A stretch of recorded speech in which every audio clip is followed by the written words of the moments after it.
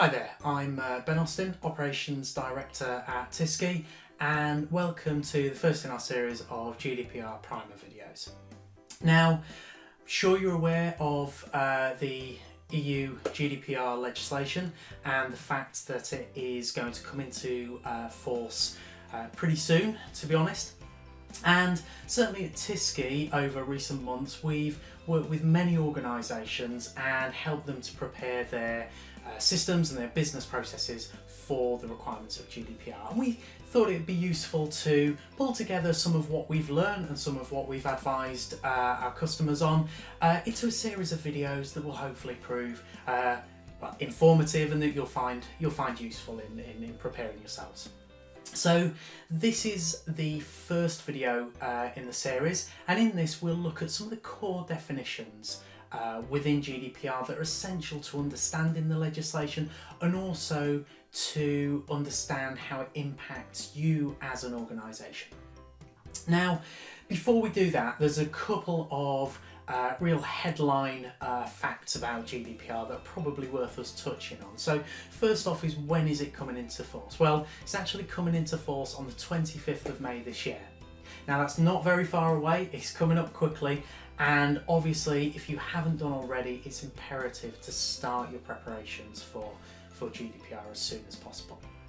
And secondly, you've probably heard in the news various rumours about fines and penalties for breaching GDPR legislation. Well, the facts are the maximum fine for breaching the GDPR regulations is a €20 million fine, or a fine equivalent to 4% of the annual global turnover of the organisation.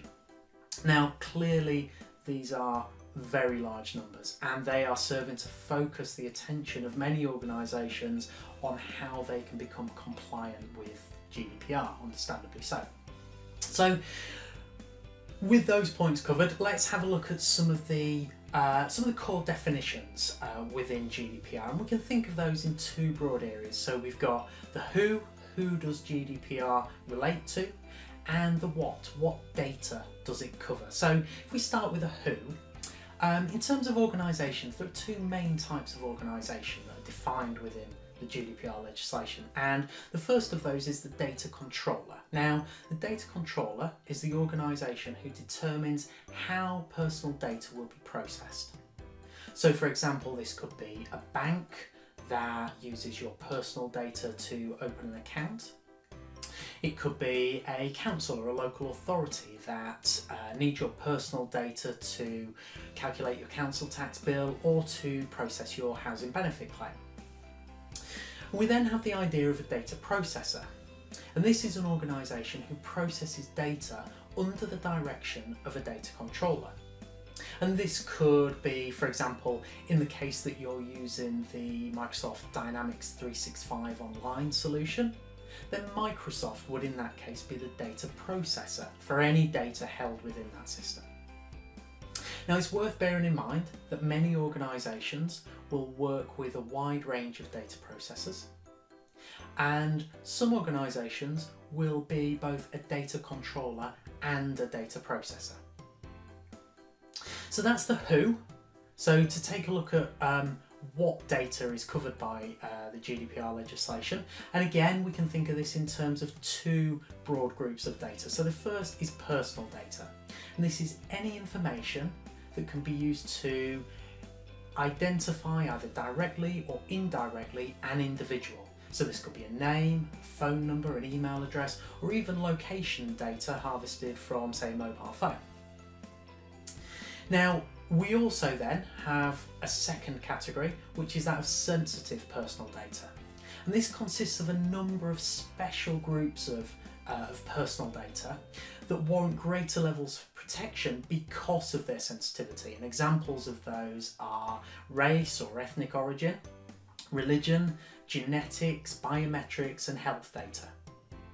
What all of these types of sensitive data have in common is that they potentially pose a risk to a person's fundamental rights and freedoms, for example by putting them at greater risk of discrimination. So before we finish, a quick recap. GDPR comes into force on the 25th of May this year, and breaches can attract a fine of 20 million euros or 4% of global turnover, whichever is the greater. And GDPR relates to two types of organisation. First, the data controller, who determines how personal data is processed, and then the data processor, who processes data under direction from the data controller. And also it defines two types of data, or two categories of data. First off, that's personal data, so anything that can be used to identify directly or indirectly an individual, and sensitive personal data, which poses extra risks to the fundamental rights and freedoms of an individual.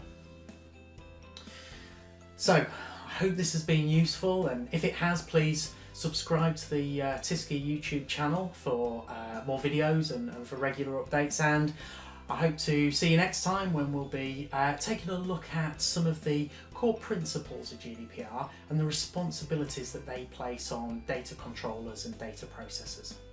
So until next time, thanks for watching, and we'll see you again soon.